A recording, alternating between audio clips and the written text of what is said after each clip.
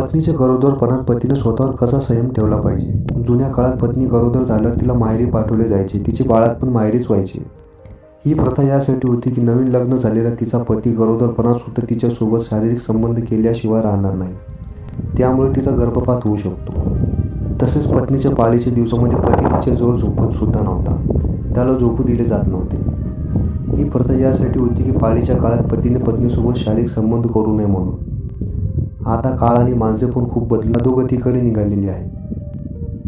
काळ माणसाला नेत आहे की माणूस काळाला नेत आहे हेच समजत नाही।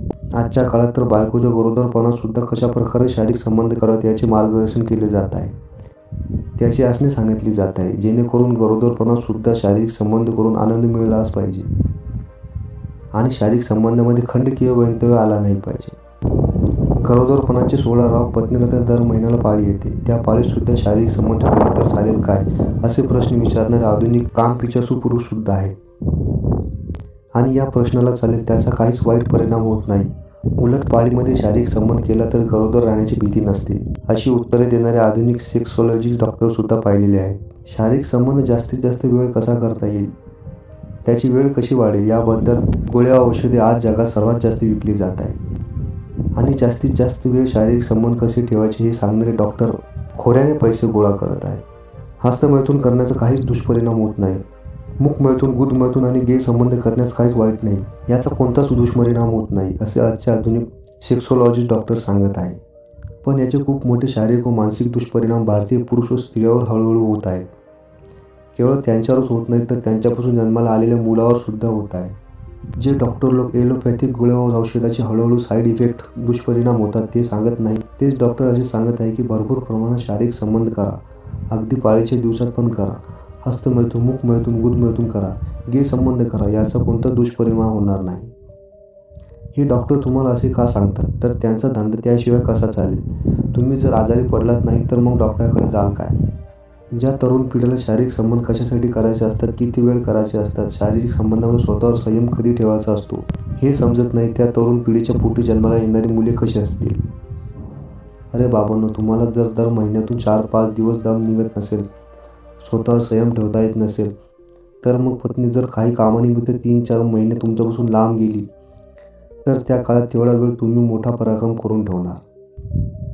कोणताच पशु, पक्षी व प्राणी सतत वर्ष व दररोज शारीरिक संबंध करत नाही, कारण ते माणसासारखे प्रगत नसले तरी त्यांना एवढेच माहीत आहे की शारीरिक संबंध हे आनंद व सुख मिळवण्यासाठी करायचे नसतात, तर वंशविस्तार करण्यासाठी करायचे असतात। केवळ पुरुष हाच एकमेव असा प्राणी आहे की जो सतत दररोज शारीरिक संबंध ठेवून सुख व आनंद मिळवणे एवढेच त्याला माहीत आहे।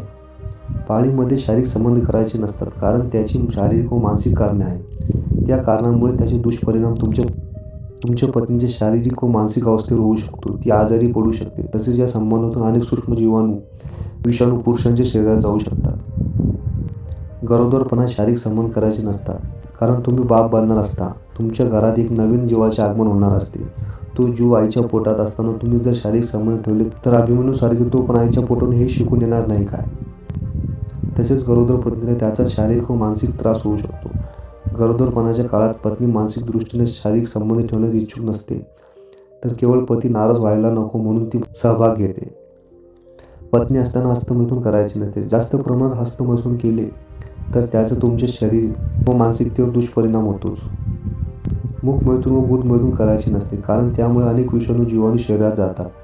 आजकाल स्त्री पुरुषांमध्ये जे अनेक आजार निर्माण झालेले आहेत त्याची कारणे पाळीमध्ये शारीरिक संबंध करणे, मुखमैथून, गुदमैथून करणे, गे संबंध ठेवणे यामध्ये आहेत। शारीरिक संबंध हे आनंद व सुख मिळवण्यासाठी करायचे नसतात, केवळ प्रजोत्पादन करण्यासाठी करायचे असतात। हा निसर्गाचा नियम आहे, जो कोणी निसर्गाचे नियम पाळत नाही त्याला निसर्ग हळूहळू आजारी बनवून कठोर शिक्षा देतो। निसर्ग कधीच चुकत नाही आणि चुकलेल्यांना क्षमा पण करत नाही।